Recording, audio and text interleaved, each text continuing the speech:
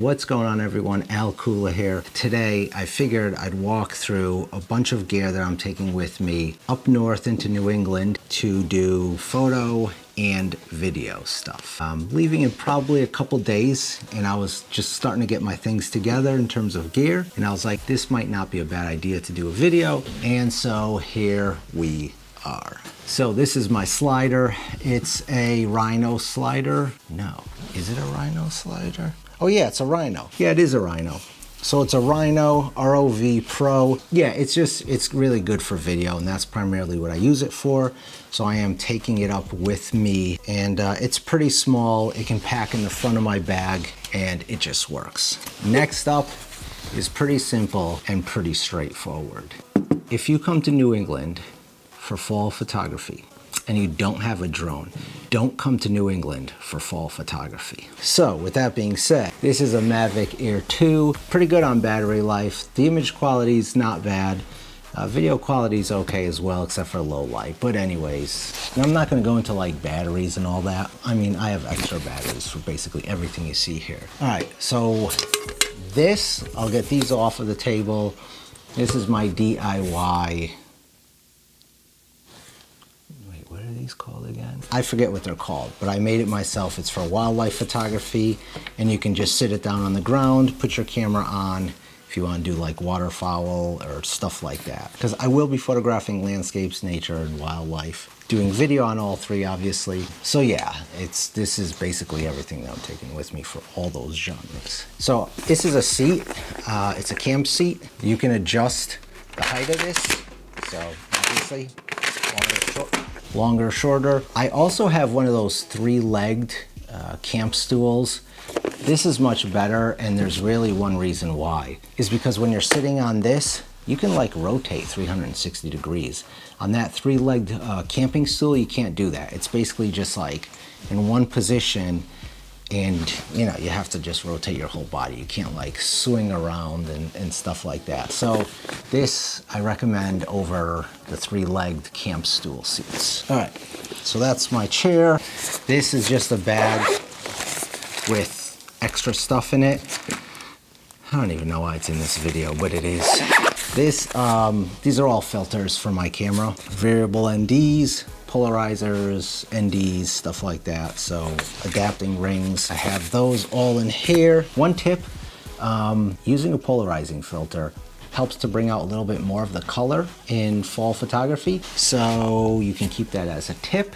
I don't use one all the time, but they are good to help kind of, you know, get the glare off of the leaves and show more color, especially if it just rained. So I have my tripod, pretty straightforward. It's a tripod, obviously that's coming with me. I have another bag here.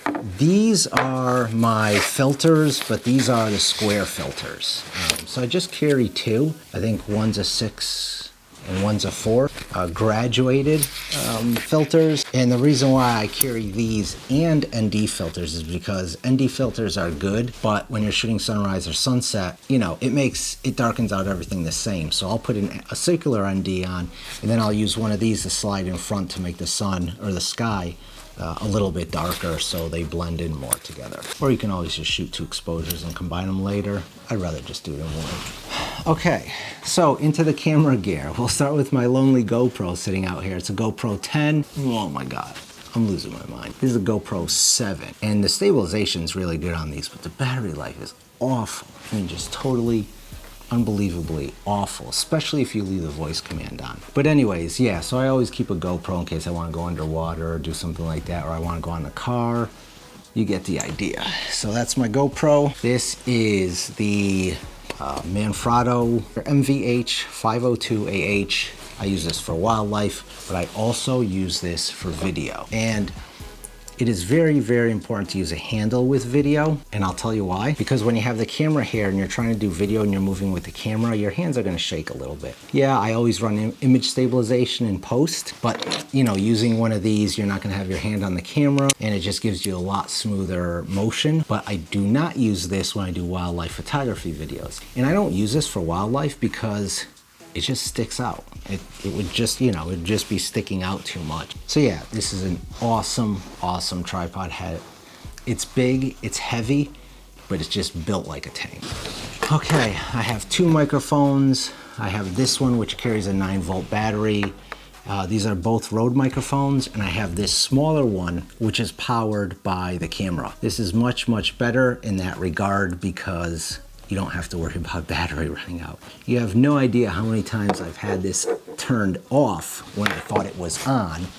So anyways, both really good. This is a little bit better. Of course, it's more money. This I use on my main camera, which is right here. Most of the time when I'm doing video for wildlife, because I'm trying to get some sounds, especially with like birds or waterfowl, when I'm shooting deer, they don't really make much noise.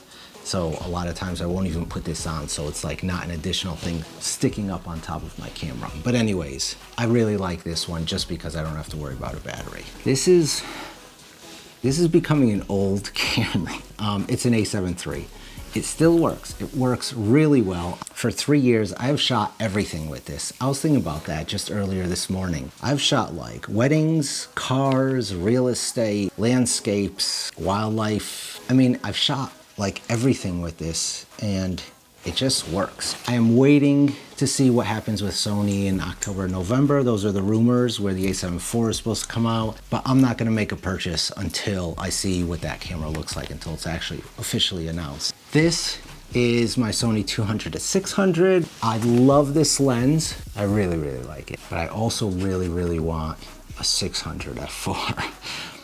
But you just can't find them used for Sony. So yeah, this is the Sony 200-600. Pretty much it's a wildlife photography lens, although I have shot, other stuff. But anyways, this is for wildlife. And then I'm bringing my wide angle lens, which is my Tamron 17-28. It's a good lens, especially for the money.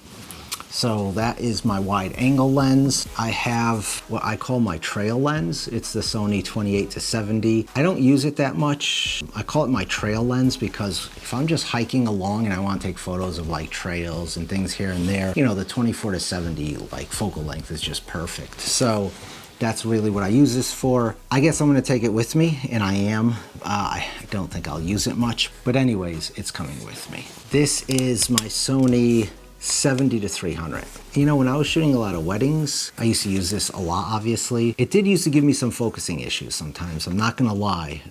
But that's like a non-existent problem when you're shooting nature and landscapes. Like, you don't even have to really worry about autofocus. This is the Sigma, I think it's the 105 macro lens. And you say, well, Al, you don't shoot a lot of macro. Well, you're right, I don't.